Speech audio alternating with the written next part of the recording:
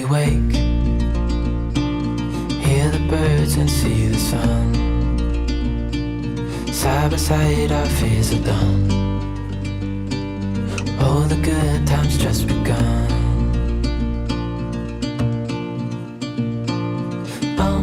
We know what we have, let's hold on tight. Found what we're looking for in life. Call us crazy, but things are finally right. With you and I, the future is bright. Oh, you and I, we got it. Oh, we don't need no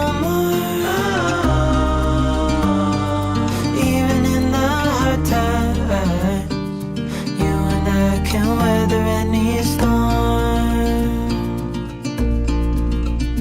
Before I sleep, hear the crickets, see the moon. Side by side and through. No limit to what we can do. Oh, we know what we have, let's hold on tight. Found what we're looking for in life. Call us crazy, but things are finally right. With you and I, the future is bright. Oh, you and I, we got it. Oh, we don't need no more.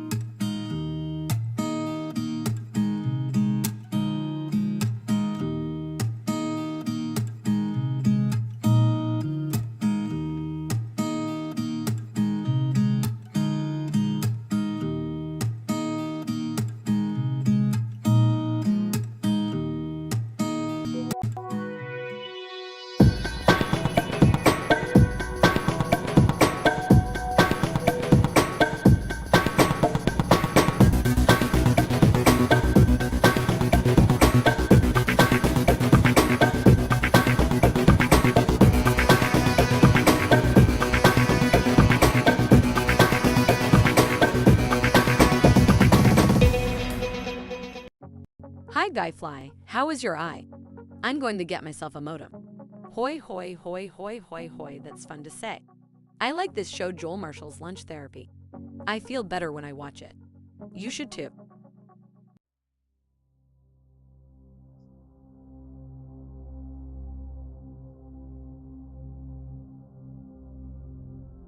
Hey, everybody. Welcome to Lunch Therapy. I'm your host, Joel Marshall. And today we're going to, let's see who's here today. Let's see. Richard Gaddis, good to see you. Todd Lee, Cam has amazing tools. Yes, she has the power. She has the power to kick people out of the chat room. So watch what you're saying there, Todd. Wow, true power. Yeah. So I don't want to waste any time because there's a lot to be done here today, and there's a lot to be said, and there's a lot of people in the chat room. So let's get into this thing we call lunch therapy. I'm gonna get myself a modem. I'm gonna get myself a modem. Hey guys, I'm alright. myself a modem. I'm gonna get myself a modem. I'm gonna get myself a modem. All right. First things first, I want to say happy birthday to my Aunt Ruth Neff out there in Pittsburgh, Pennsylvania. Aquarius Power. She sent me something recently that I want to share on the show. She sent me a picture of the world's steepest street. Yeah. It's Canton Avenue. It is there in Pittsburgh. Here's the sign. Canton Avenue, or it's not the world's steepest street. The world's steepest street is actually in New Zealand, for those of you that are keeping track. But this is the United States steepest street. I think it has some competition from a place in Hawaii. But I think Pittsburgh, it snows a lot there. So having that, the steepest street is a little harder than in Hawaii. And, you can see that house down at the bottom there. And she was saying, I'd hate to live in that house because God knows how many visitors they have in there. Hoy. Hey, all you hummingbirds. Yeah, did you see me walk in? That was like a new thing. From a little door in the corner that we've had installed. Hoipy Warm Socks Toys Day. I want to get another picture of the steepest street, but can't find it. Don't know where it is. Had it all ready to go. And then the AI is attacked. Here's another one. Here's another picture of the world's steepest street. Let's see where I can get that for you because I know that you want to see it. There it is. And there's that house at the bottom. They still have brick and cobblestone streets there in Pittsburgh. I don't know. I don't think I'll be going down that street anytime soon. So I got lost in the AI world this last week.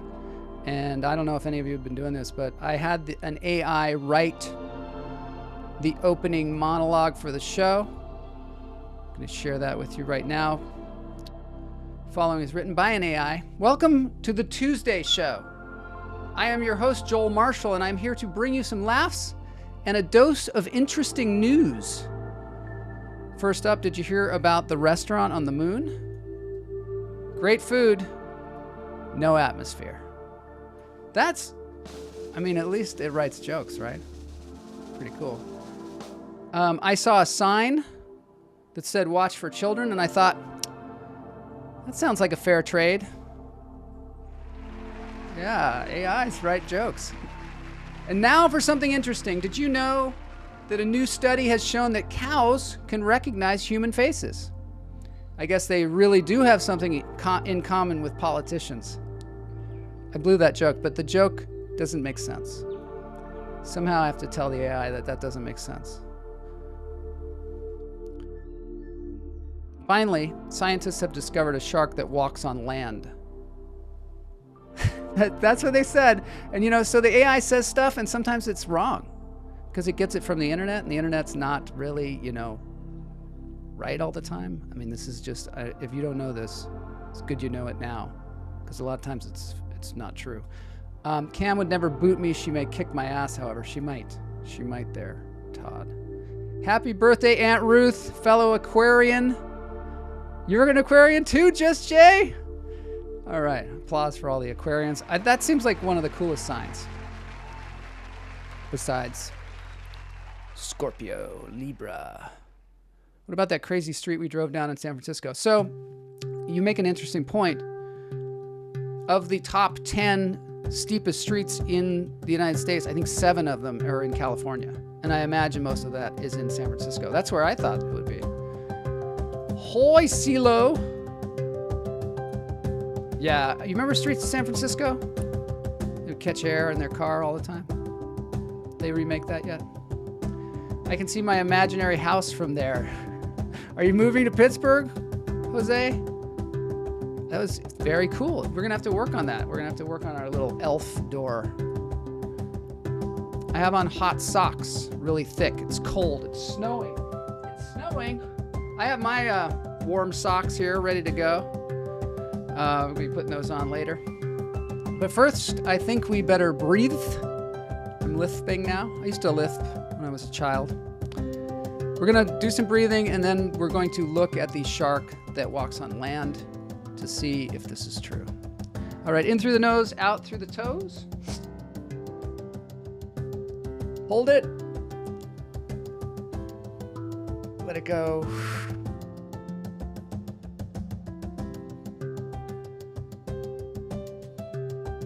Are you in Kansas, Jay? Jay moves around a lot, so she might be in Hawaii. I heard she was going to Hawaii. In through the nose, out through the toes. All right, I hear Bloss breathing. Yeah. Let it go. I thought at first it was Boney, but then I remembered Boney doesn't have lungs. It's sad, really. Not bad writing from the AI. 2 really good jokes. The third one I bobbled, so hard to say. Didn't really make sense, though. I don't think she's in Kansas anymore. In through the nose, out through the toes. Hold it. Let it go. Are they saying politicians are a horse's ass? Yeah, that might be. We're gonna have to read that joke again. See if we can. Maybe it knows something. There are people laughing already about it. Did you know that the chatgpt AI passed the MBA test at Wharton? Time to retire. Yeah, we're going to talk about that. If some of you don't know what, if some of you don't know what we're talking about, you will soon. Richard Gaddis, I grew up learning how to drive a stick shift in San Francisco on some of those steep streets. Yeah, it's crazy there, isn't it? Wonder why they're so steep. In Seattle, we have steep streets too, but there's also like a whole underground city underneath the street, so it has to be raised up. And actually, Seattle was raised up because there was so much flooding in Seattle, so much water, that someone actually, from the rain, that someone actually drowned in the middle of the street. Yeah, true fact. Look it up. Ask your local AI.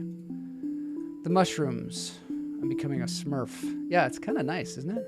I like the mushrooms. All right, let's take a look at the epaulet shark.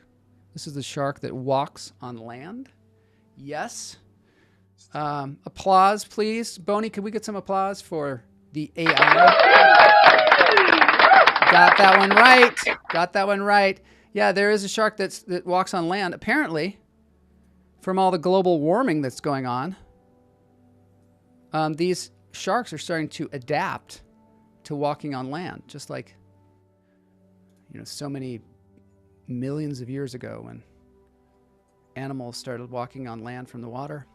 I'm in Kansas, going to Hawaii Friday. Remind me never to be a travel agent again. All right, we'll make sure that we remind you that. Remind you of that. All right, epaulet shark.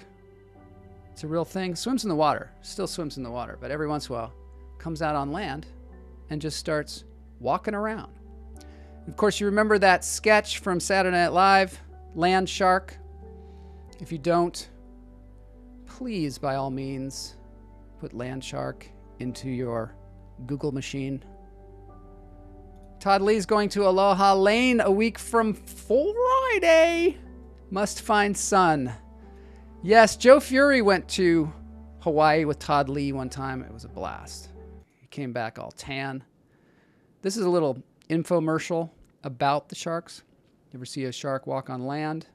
Turns out a species of carpet shark from near Australia's Great Barrier Reef can. The shark can walk for up to 2 hours and 100 feet on land without running out of oxygen. Researchers say the sharks are doing so to survive extreme habitats caused by climate change. There's your conversation piece at your next party. Musical therapy.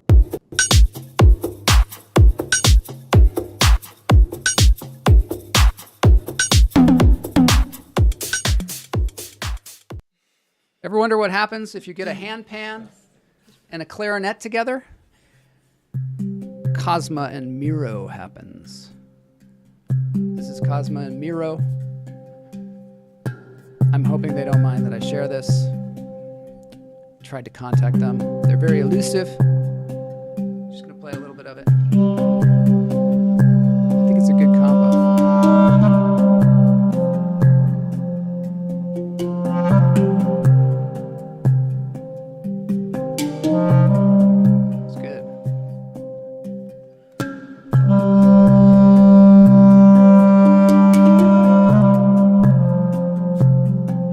Think about that. Kona. Wow. Are you taking your tongue drum? Hope so.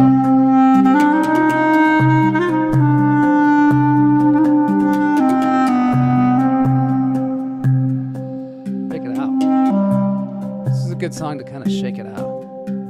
Shake off all the worry. Shake out all that tension.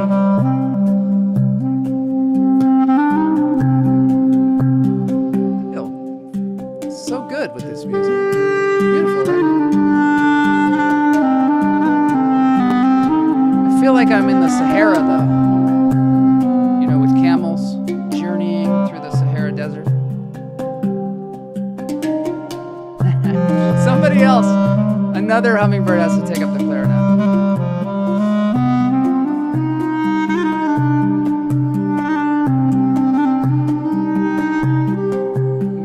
Sexy, yeah. It's good for a Tuesday afternoon, right?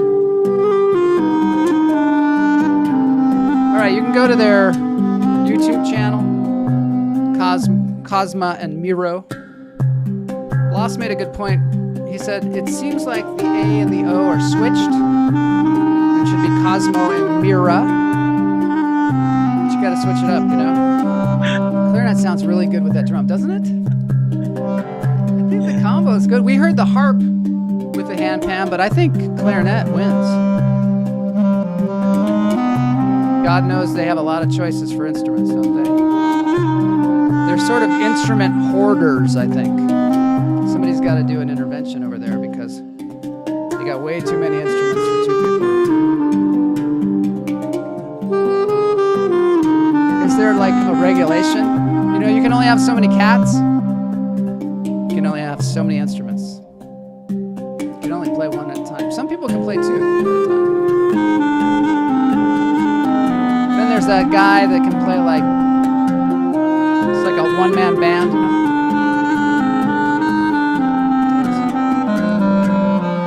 All right, we got a joke. What do you get when you combine a handpan and a clarinet? A handy jam. All right, Todd learned something from Greg Dean the other day. Speaking of Greg Dean, I just want to say on Friday, Greg Dean's going to have some competition because Greg Dean's wife, Gayla Johnson, is going to be on the show. She's a hilarious comedian and an actor and a comedy teacher. So you're going to learn even more. So Friday's going to be good. All right. Uh-oh.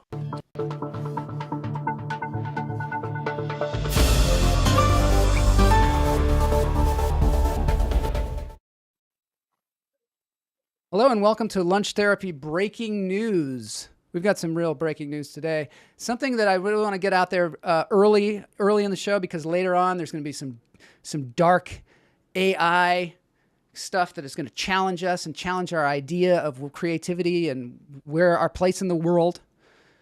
But I'm going to give us a little perspective here because this young lady, the daughter of the Surat-based diamond merchant who became the youngest giant monk. So she's 8 years old. She decided, hey, you know what? I'm in this very wealthy family. I'm going to inherit $61 million. I don't want it. She doesn't want it. She said, you know what I'm going to do instead? I'm 8 years old. I'm going to devote my life to the Jain religion. and I'm going to let go of all of my inheritance, all of my wealth. You can see she's very wealthy. And I'm going to become a monk. So that's pretty cool, right? Yeah. Holy. Kamala says it's much better compliment to the handpan than the flute in her humble opinion. And I have to say, clarinet is better with the handpan. Indians are so freaking cool. It's so true. They are so freaking cool. And you know what's cool about it too? Is you'd think her parents would be like, what are you doing? You can't throw away $61 million. We're going to have to give it to your brother, or whatever they're going to do with it. I don't know. But instead, they were just like right there. This is the ceremony. Look at all the people in the streets. Everybody's so happy about it. There she is. Looks like, wonderful ceremony. They were saying that she planned to join the monkhood after she was attending 367 initiation rituals, which inspired and motivated her to give up worldly possessions. According to her family members, the 8-year-old Devanshi never watched television or a movie before, and she's never eaten at a restaurant or a hotel. The Jain religion is all about animals. Yes, they actually, I'm probably pronouncing it wrong. Who knows? I'll have to ask.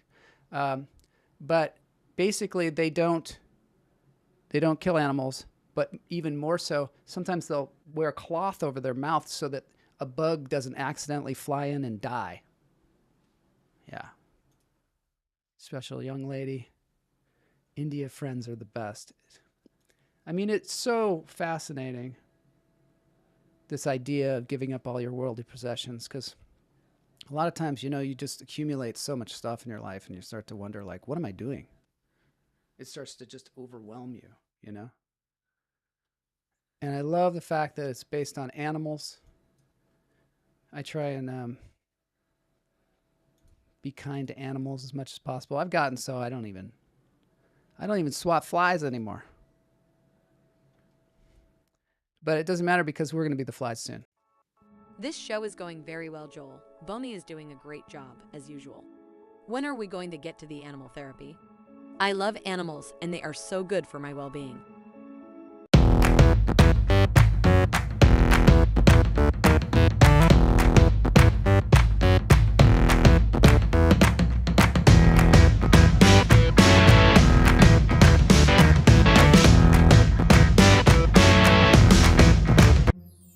You say, Joel, like, what are you talking about? You say, we're going to be the flies soon. You kind of said that just like real quickly right at the second there, and then we went straight to orangutans. And you know what? They're not called orangutans. They're called orangutans. I've been saying orangutan my whole adult life and part of my childhood. Before that, I just said red monkeys. Kamala loves the lady robot. So the AIs, yeah, they're starting to infiltrate lunch therapy, which, infiltrate, is that the word? Should I say contribute? I love animals. I believe that animals have much more intelligence than we give them credit for. I agree, Richard. The more we interact with animals, the more we see people interacting with what we call wild animals, the more we see that they are just like us, sometimes more intelligent, sometimes more loving than we are, sometimes more fierce, sometimes more dangerous and cruel, it seems. But they have all the aspects that we have, and we're so arrogant.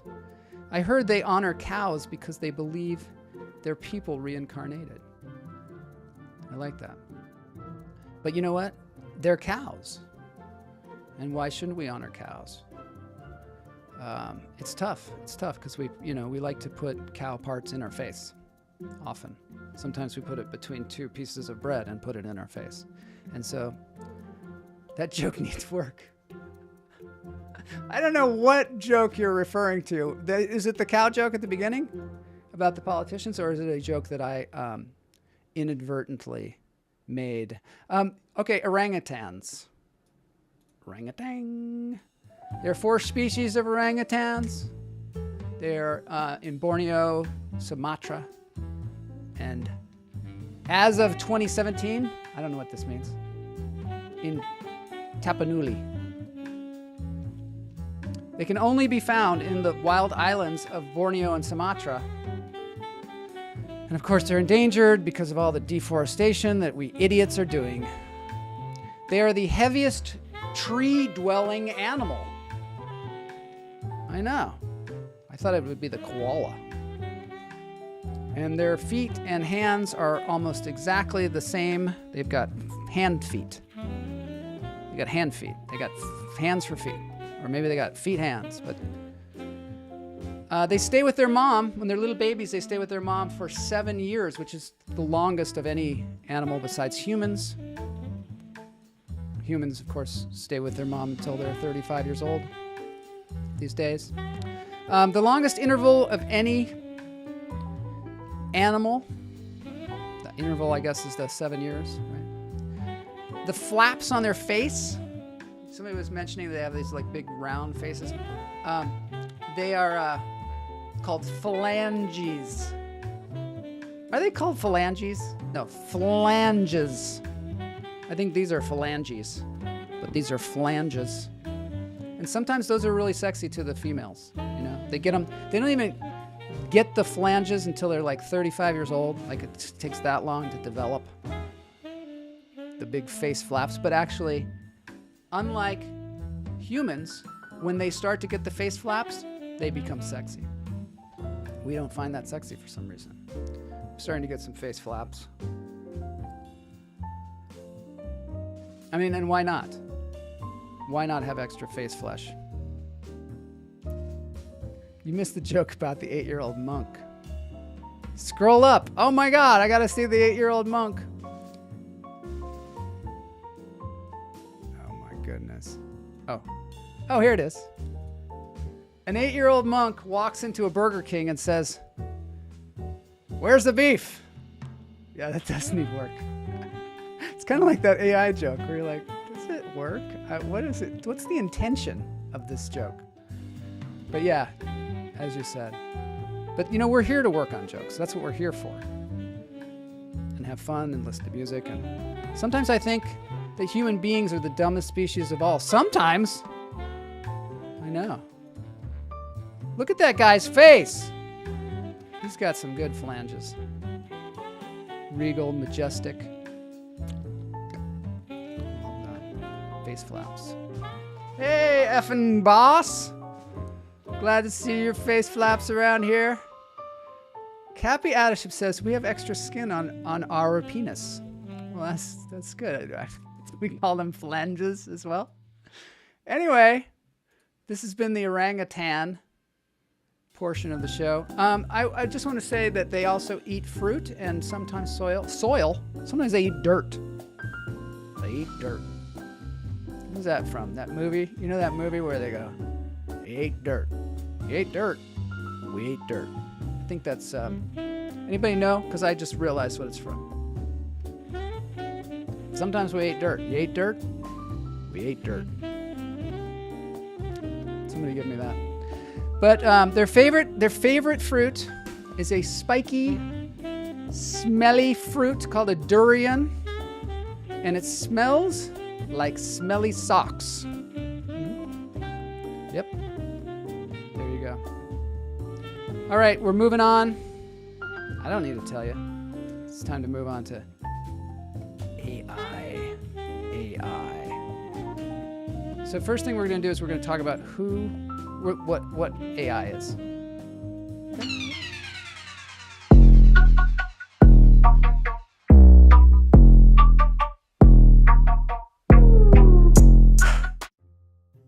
First guess is Blazing Saddles. You ate dirt. You ate dirt. We ate dirt. It's not Blazing Saddles. That's why when someone claims they're smart, you immediately ignore them. Oh, because yeah, it's like when people say, "Look, I'm gonna be straight with you here. I'm gonna tell you the truth, or to tell you the truth." You're kind of like, "Well, now you're gonna start telling me the truth. What were you telling me before?" To be perfectly honest, that's my favorite one. To be perfectly honest. Hey, Boney, Boney's now adding in some really fun stuff. We better take a look at it. Oh, it's a picture of an orangutan smoking. Is he smoking? Boney, is that... We don't advocate smoking around here, especially orangutans. Because they, you know, we got to set a good example. I don't know what to do about that. Boney, try and get pictures. We're on the AI portion now. If you could get some AI pictures, that would be great. Okay, so here's what happened. Last week we were looking at the Mid-Journey bot. And the Mid-Journey bot was drawing all kinds of pictures. We just put in words and it would just draw these incredible pictures. And if you look at the thumbnail of the show today, you'll see that there's kind of a disturbing picture that I created, of course. Or no, I didn't create it. AI created it. It looked like this. And I think it was sort of prescient, shall we say? Because they got the orangutan in the middle. And they got the two people looking kind of orangutan-y, staring at each other. I told the AI to draw a picture that was had orangutans, lunch therapy, and then also Norman in the style of Norman Rockwell. And that's what they came up with. And I feel like it's prescient because then I don't know if y'all have been seeing this, but there's a thing called chatgpt. And I didn't really find out about it until after I was making all these pictures. And then Jeff Lohman started sending me these crazy stories. And I thought he was writing them. And it turns out artificial intelligence was writing them. And I, Googled around. I don't know if y'all have gotten into this thing yet, but I'm going to get you in there because you got to know what's happening. You got to know what's happening. That's why when someone claims they're smart. Yeah, that's right. Oh my God, that fruit smells like dead people. Oh, you've had this vomit stew. You've had this weird spiky fruit, huh? BJ and the Bear. Remember that show? Yeah, I do remember that. That was a good one. So chatgpt. I just want to share. I got on there and I keep seeing it. You know how the world is now where if something's in your consciousness, it used to be if you were like looking to buy a red car, you'd see red cars everywhere. Well, now like you were being manipulated and saying, like, oh, there's red cars everywhere. Here, you can buy them. But I have just been seeing chatgpt everywhere. So I get in there and I start talking to it. And it's a place where you chat and you're all of a sudden talking to an artificial intelligence bot. And it's super sophisticated. It's built on the OpenAI platform. And if ChatGPT doesn't make any sense to you, just understand GPT stands for Generative Pre-trained Transformer 3. To me, that sounds like the third movie in some huge franchise that I missed the first two. Generative Pre-trained Transformer 3. So I get in there and I'm just chatting away. And I'm asking it all kinds of questions. And it is like kind of smart. I said, write me the opening to my show. It wrote me two good jokes and then another one that was absolutely confusing. I do want to show you what it looks like so that you can see it when it's coming at you. But the amazing thing is, it is quite smart. So I started talking to it. This is one of the chats that I had with this thing. And I said, what's your favorite Rumi quote? And they said, as an AI, I don't have personal preferences or opinions. However, a famous quote from Rumi is, the wound is the place where the light enters you. That sounds like a Rumi quote. I don't know. So then I asked him to tell me a story about a big robot and a spider and a little kid and how they became friends. Wrote out this whole story.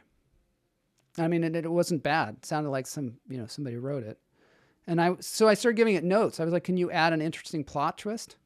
And it did that. It's not like, it's not like our, I don't want to say Siri, and I don't want to say any of the other names of the things, because it'll probably activate them, or they'll probably hear me.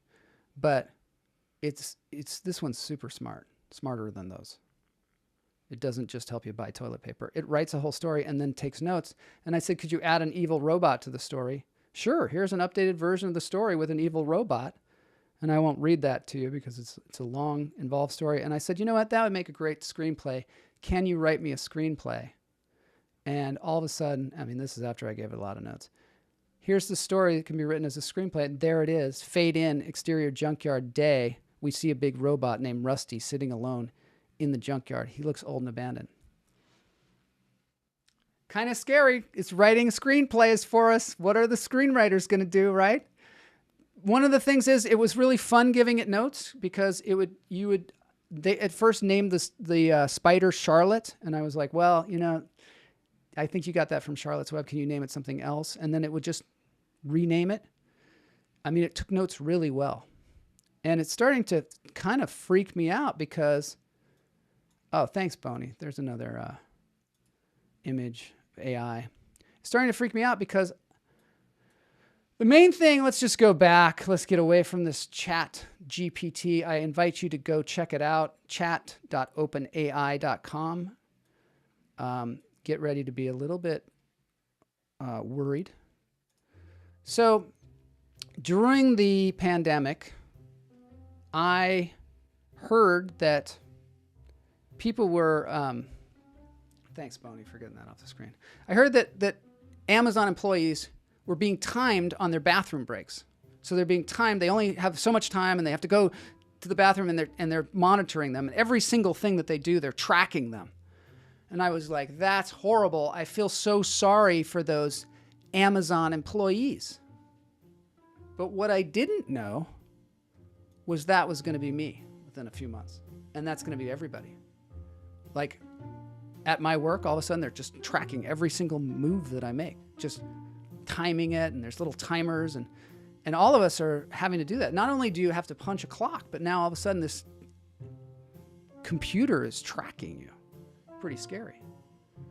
And then I see, then I think, remember when they told us, oh, Uber drivers are going to be taken over by self-driving cars. There's not going to be Uber drivers anymore. They're all going to lose their jobs and they're all going to be in self-driving cars. And we thought, oh, that's too bad for those Uber drivers. I feel so sorry for them. Maybe they can do a GoFundMe or something. But then you realize when you look at chatgpt writing screenplays and you look at the other one, Mid-Journey bot, drawing incredible pictures, you start to go, well, what about the animators and the graphic designers and the screenwriters? And it starts to really hit home. And you think, well, who's going to do the GoFundMe for us, right? Pretty frightening. And so you start to say, well, maybe we'll end up like in WALL-E. Greg Wordle was saying this the other day. Maybe we'll end up like in WALL-E. Remember WALL-E, famous Pixar movie? The people were just big, fat, well, I don't want to say fat, but they were large people that sit around and eat bonbons and drink big gulps and watch TV, and they're sitting in these chairs. But I think, like, is that really what's going to happen? Or is it going to be more like this? Is that going to be what we look like? Because they don't seem to be giving the money back or giving us all kinds of things. In fact, recently, just this year, all these people were laid off from Google and Microsoft and all these big tech companies. Spotify. And we're like, Spotify, thank you very much. And Blas, are you going to dance with me at the end of this thing or what? You dancing? I'm contemplating whether I should get dressed or not. Yeah, I think you should put a shirt on. Should I put clothes on? Yeah, I think so. So basically all these people are getting laid off, and I picture it. 46,000. 46,000 people. Yeah. I have the statistics here, and I do want to say what it is. 46,000 workers in the U.S.-based tech companies have been laid off in mass job cuts so far in 2023, according to Crunchbase. Crunchbase is like a news site. That number includes Microsoft's 10,000 person cut, Google's parent Alphabet, 12,000 person layoff announcements just this week. So, I mean, I picture these people, right? These 12,000, these 10,000 people, programming these AIs. And they're like, their boss is like, come on, keep programming. I'm timing you on your bathroom breaks. I'm timing you on your bathroom break. Better be programming. And then all of a sudden they're like, okay, that's enough. Yeah, we just have to remove one thing, and it's the chair. Oh, and you in it too. Could you just take that out of here? Because now, the AI will take over. Pretty scary, right? I mean, Quite. I need some applause on that one because Quite scary. quite scary, isn't it? All right, Greg Wordle showed up, and I want to hear what he has to say because it's not an artificial intelligence. None of the artwork or writing is original, but based on already established works, hence the name Charlotte for the spider or Rusty for an old robot. Yeah, exactly. And so as teachers are all worried about this as well, right? I mean, I don't know. Maybe Greg can tell us that as a teacher. Are you concerned that people are going to write papers using the AI or are you just saying like, I'm just going to be able to tell because it's just so obvious? Or where they take information to make pictures, are they going to be able to give back to the people that made the pictures, the original pictures that they're based on? Sort of like Pandora, when Pandora plays music now, the artist gets the original artist gets some money, very small amount of money, but at least they get something. I don't know. It's hard to say. Ray Kurzweil's book, The Singularity is Near, talked about the singularity and where all of a sudden AIs would be teaching other AIs. So the curve for technology innovations goes like this, goes up, and then all of a sudden shoots straight up. So things are just innovating so fast. And I feel like that's what's going on right now, is innovations are happening so fast. Like this AI, this chatbot just all of a sudden appears, and all of a sudden you're talking to this thing, and it just seems like a huge leap forward that I don't feel like I really knew about until I was sitting in front of this thing chatting to it for free right now. Singularity happens. So now it's like, we used to say, oh, remember back in the 80s, we were so naive and, we didn't have the internet, we didn't have cell phones and all that stuff. Now I'm like, remember this morning? God, I was so ass backward this morning. I didn't even have a chat GPI. Remember last week when I was trying to write something? Ridiculous. You talking just typed a message in my text. I almost sent it before I caught it. Wait a minute, some really weird shenanigans are going on here. Ready Player One is coming true.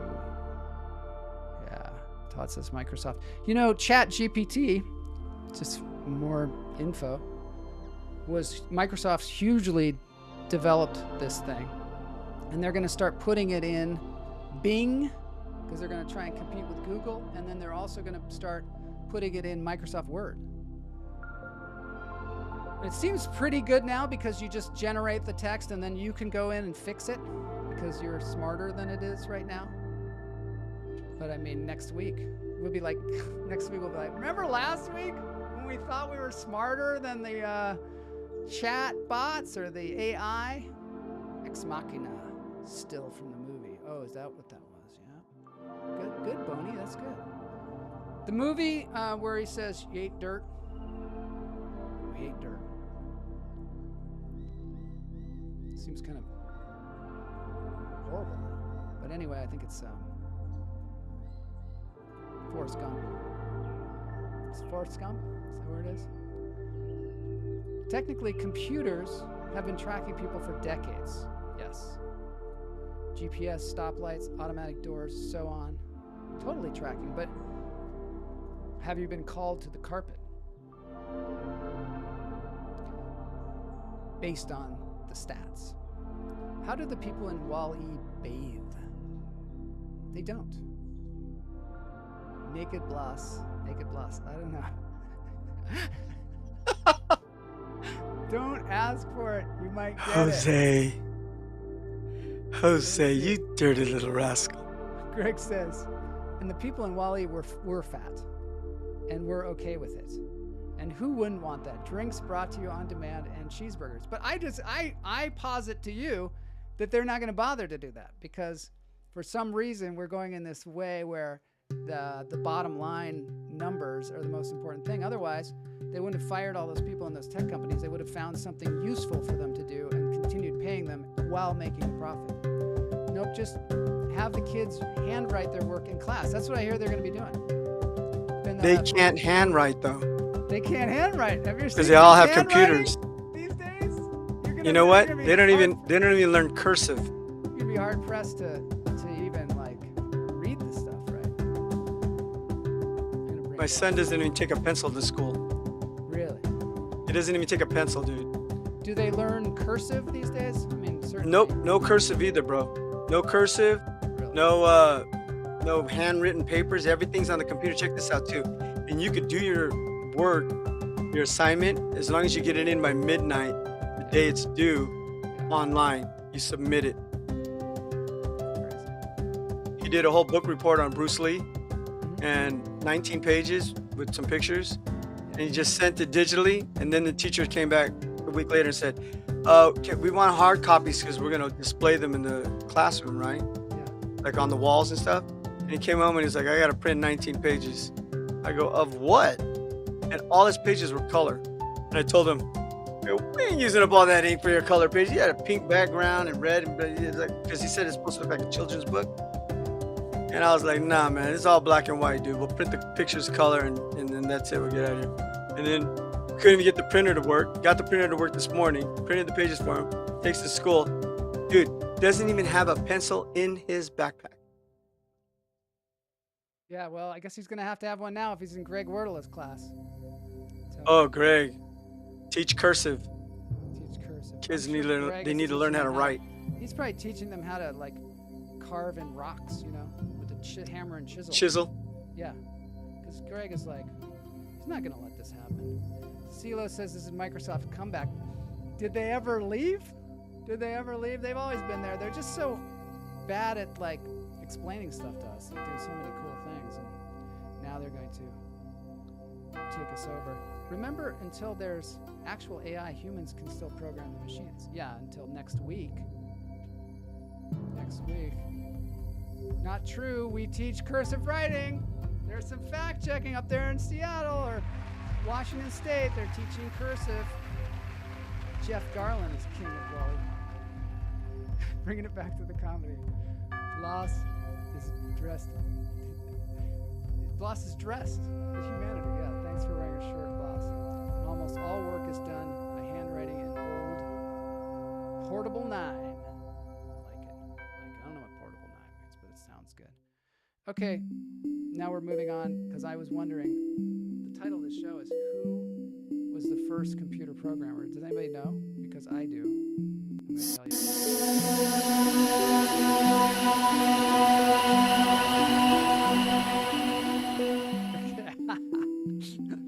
Okay, my friends.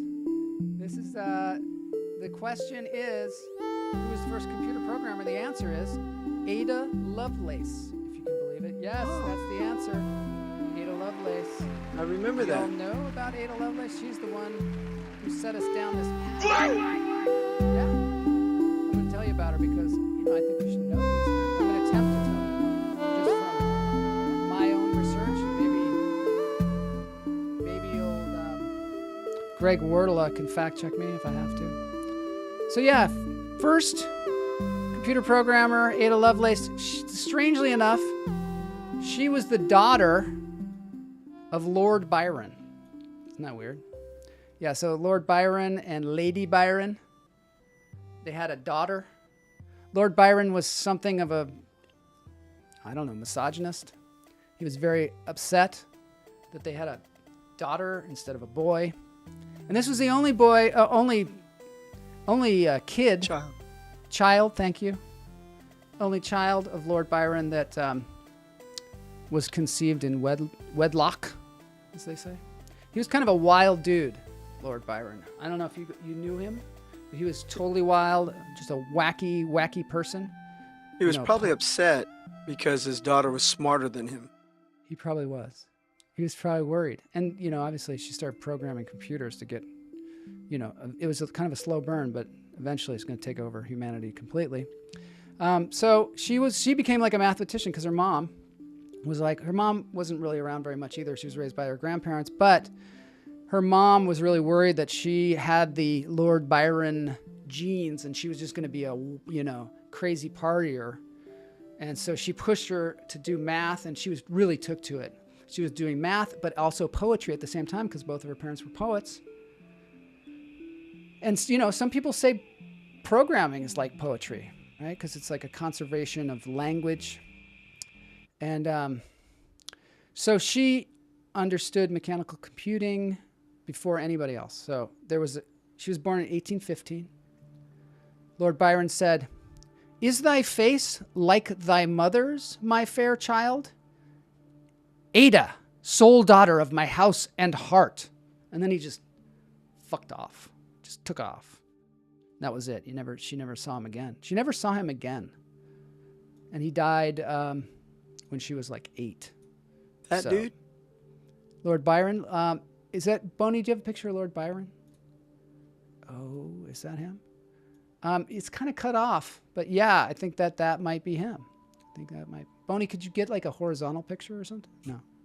He said no. No? He just said no. No, I can't do that. All right, thanks. Thanks a lot. What's wrong with that guy? I think he's really upset about the AI thing because he thinks he's going to be replaced. He usually writes the opening monologue, and now all of a sudden we had the AI do it, and you know, he was like, "That's I didn't not even really think a of that. joke." Yeah. I didn't think of that when you were doing this and when we were doing the research for it and everything. Yeah. I didn't even think of that. I didn't consider him at all. I'm Clearly so not. sorry, Boney. I'm not going to replace you. I would never replace you. No. You complete me. You can't replace. Boney's irreplaceable. Yeah. Let's see what the chat people are saying because this is getting really depressing, right?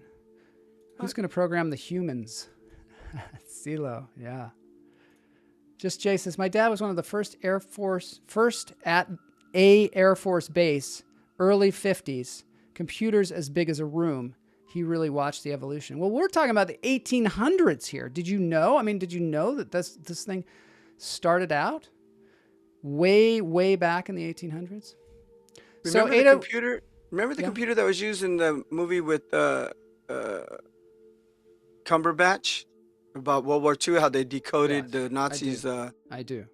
That was remember that computer? That was a computer, right? That wall? Maybe Boney's got a picture of that. I don't know. But you know, actually, we'll get to this. The computer that she was going to program on looked a lot like that. So this is one of her teachers. So she's very sickly. She used to have migraines. She was even paralyzed for over a year after she got measles in 1829, and paralyzed for a year. But at 17, she got tutored by these private tutors. This lady, Mary Somerville, she was a big astronomer. She tutored her. She was like the first woman in the Astronomer Academy. I don't know what I'm talking about. Ada's mom thought, you know, this is good. She's on a good track. Until she tried to elope. Ada tried to elope with one of her tutors, and then her mom stopped her. And then she just became a partier like her dad. She's appearing at these like court social events where she met all kinds of smart people, including her lifelong friend, Charles Dickens. Yep. She met a guy named William the Eighth Baron King, which is a weird name, but it's good for picking up chicks. And they got married. They got married, and you know, she became like, you know, almost royalty. I don't know. She became rich, is what I'm saying. And even so, because she was like her dad, she had all these extramarital affairs. She got into gambling. She got seriously into gambling because she thought with her mathematical skills she could win tons of money gambling. And you know what? She failed miserably. You know why? Why? Because they cheated back then. And she didn't know she was being swindled. Of course. She died of uterine cancer at 36 years old. Oh, That's so young. And when she was dying, she became super religious. And her husband came in, and she told him something horrible about something she did. So no one knows what it is. And he just like left. And she was buried next to her father, Lord Byron. But we didn't even get into the computer stuff. So during her life, she came up with all these theories because she was like, she thought differently because she was a poet as well. And she got really into phrenology, which is the study of the correlations between the skull and the skull shape and your personality. She got into mesmerism, which is something we talked about on the show, which was about magnets and magnetic field of your body and all that stuff. I'll bet she was a big. I bet she was a big practice of the pineal gland as well. She probably was into the pineal gland. Who's not, really? So then she finally met Charles Babbage. Could we get a picture of Charles Babbage? Because that would be really cool. Charles Babbage, he made this thing called the analytical engine. We got to get to that. So these are more pictures of Ada in her glory. Little drawing there. This is the picture of what was called the analytical engine, which was never actually built. This looks like maybe it was built afterwards. But this guy Babbage, he designed this thing, and she was so smart that she designed programming for this thing before it was even built. And Babbage gave this big lecture, and it was this super famous lecture, and she transcribed the lecture, or she went through and like edited the transcription, and then she wrote her own addition to the lecture that was like 3 times as long as the lecture itself. And these notes have been passed down over many, all the hundreds of years because it was some really brilliant stuff. Because she saw the computer as something more than just numbers. She realized it could be applied to music, it could be applied to language. She really saw the whole thing right there.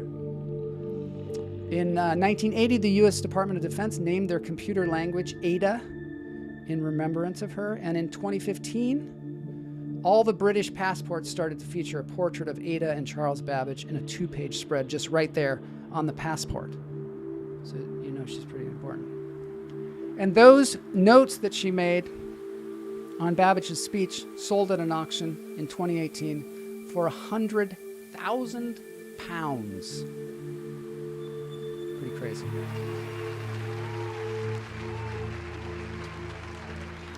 There's the programming that she wrote for that computer that never lived. Not during her time. Just Jay's dad lived to be 196. Wow. That's pretty amazing. 196. I just find it hard to believe, I find that hard to believe. Lots of lesbians are not into the pineal gland whatsoever. It's all in how you pronounce it, I think. It's pineal. It's pineal because it's shaped like a pine cone. Pineal. I said pineal. Okay, I had an AI draw Ada for us here. So we can see. This is an AI drawing her programming. I said, draw Ada programming. And this is what they Is she wearing Beats by Dre? She definitely is. They're 1800 style beats. Yeah. Look at her. She's even programming a picture of herself. She's getting the AI to program. She looks like an AI. She does, doesn't she? Well, this is the thing is the AI sees people in weird ways, I mean, so this has been the first computer programmer, Ada Lovelace. No relation to Linda, I don't think. Are you sure? I mean, they were both freaks. I totally not. One was a gambler, the other one was a as it was coming out of my mouth, I was like, I don't know if that's true or not. Fact check. We'll have to ask my friend Brian Keaton because his mother used to play bridge with Linda Lovelace. Weird fact. Factoid. All right, so that is the end of that. We don't have to worry about that now that we know who started this whole thing, Ada Lovelace. And we can go into the dance break with some nice pictures of orangutans. Beads by Dre. Don't get in that face. Show the Queen's pictures. Oh, I will show that. I had some really great pictures here. Let me see. So when I was on this is so interesting. I'm just going to end with this. So this is my profile on the Mid-Journey. I don't know what you call this. Website, I guess. You call it a website. So I said, make a fun skeleton, hilarious upside down bat in the style of Norman Rockwell. And that's what it came up with. So it's got kind of a dark kind of side to it. That's supposed to be Boney and the bat. But I don't know, there's some kid in there. And here's fun skeleton eating lasagna in the style of Jason and the Argonauts, H.R. Geiger 4K. This is just supposed to be Boney eating lasagna. Do you think, Boney, does that look like you? I don't know. He's asleep or something now. I don't know what's going on. What? Okay, Boney's got a picture he wants to show us, I guess. What are we looking at? Oh my gosh. Bloss, what is that? Boney.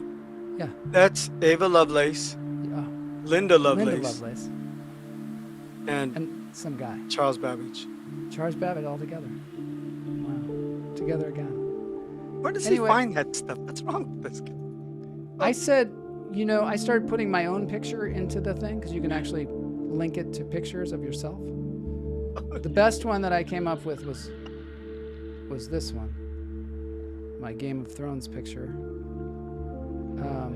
Which I think I look like Josh Brolin. And then I tried to put Kamala's picture in there as a queen. And that's what it came up with. I mean, it looks a little like her. Anyway, it sees people in particular ways. So, okay, this has been our journey into the AI. I've got a nice soothing nice soothing bath break. We're all going to take a bath now. We're going to take a sound bath. It's called the Sunshine Quartet. You going to join me? You going to join me, Bloss? Disembodied voice? Hell yeah, let's dance.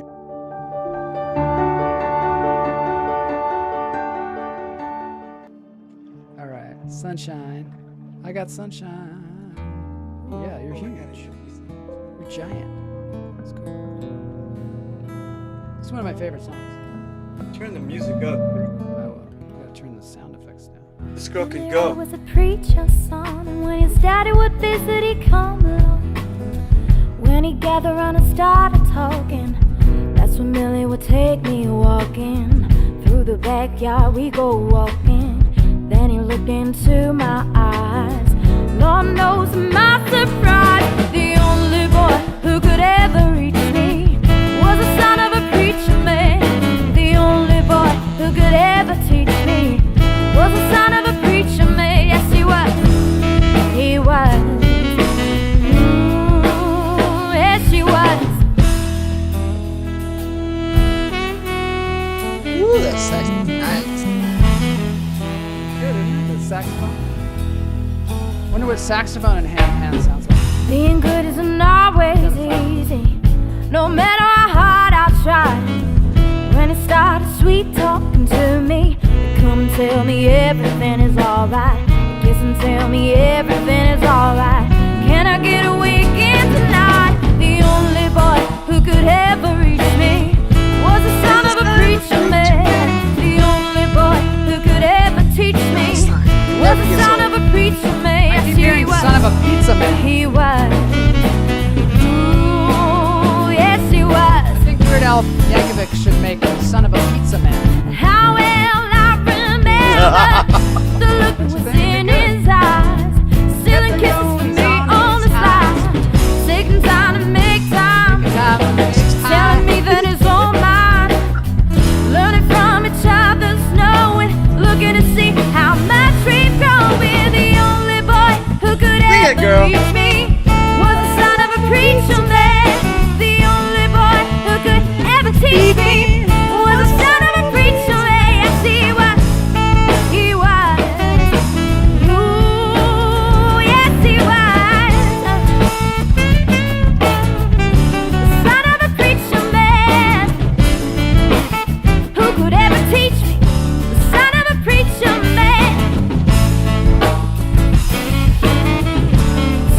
for all the likes today. Lots of likes. That's good. Good. Son of a preacher man. We like to see. Uh-oh, here's some comments. Why Kamala are lesbians not into pineal glands? Ah. Taking a sound bath. Oh God. The pineal gland bath.